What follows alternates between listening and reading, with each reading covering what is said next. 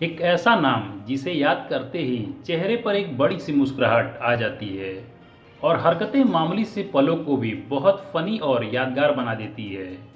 दोस्तों, बचपन में हमारे फेवरेट टीवी शो में से एक था जिसका नाम था मिस्टर बीन। तो आज के इस वीडियो में हम मिस्टर बीन के जीवन के बारे में बताएंगे। तो आइए वीडियो शुरू करते हैं, लेकिन वीडियो शुरू करने से पहले हमारी आपसे रिक्वेस्ट है, यदि आप हमारे इस चैनल पर नए आए हैं तो चैनल को सब्सक्राइब करके बेल आइकन को प्रेस कर लीजिएगा, क्योंकि मैं इसी तरह की वीडियो अपने इस चैनल पर लाता रहता हूं। तो इनका रियल नेम रोवन एटकिंसन है और इनका जन्म 6 जनवरी 1955 को कॉन्सेट इंग्लैंड में एक मिडिल क्लास परिवार में हुआ था।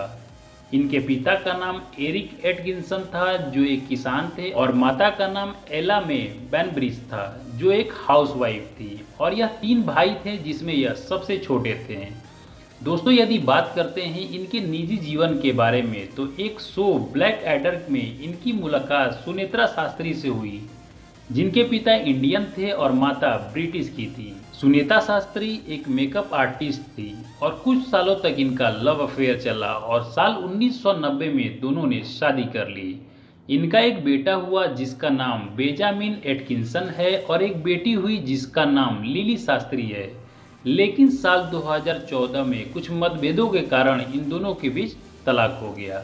अब बात कर लेते हैं इनके एजुकेशन के बारे में। तो मिस्टर बीन ने दुरहम फॉरेस्ट स्कूल और सेंट बीज स्कूल से अपनी स्कूलिंग पूरी की और यह बचपन से इंजीनियर बनना चाहते थे, इसलिए इन्होंने न्यूकैसल यूनिवर्सिटी से इलेक्ट्रॉनिक इंजीनियरिंग की पढ़ाई कंप्लीट की। इसके बाद पोस्ट ग्रेजुएशन के लिए यह द क्यून कॉलेज ऑक्सफोर्ड में एडमिशन लिया और इन्हें इसी दौरान एक कहानी लिखने के लिए कहा गया और उसी कहानी पर परफॉर्म करने के लिए भी कहा गया था। दोस्तों, जब मिस्टर बीन स्टोरी लिख रहे थे तभी इन्हें एहसास हुआ था कि वो बिना आवाज़ वाली कॉमेडी भी कर सकते हैं और इसी फील्ड में अपना करियर भी बना सकते हैं। इसी दौरान इनकी मुलाकात रिचर्ड कर्टिस से हुई जो एक अच्छे राइटर थे और हावर्ड कुडल से हुई जो एक अच्छे म्यूजिक कंपोजर थे।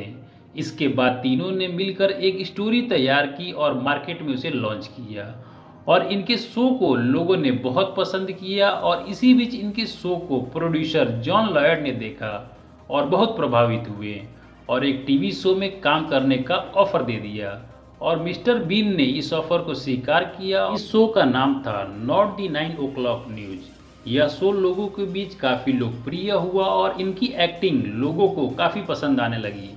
तभी इन्हें इस शो के साथ एक नया शो का ऑफर हुआ जिसका नाम था ब्लैक एडर।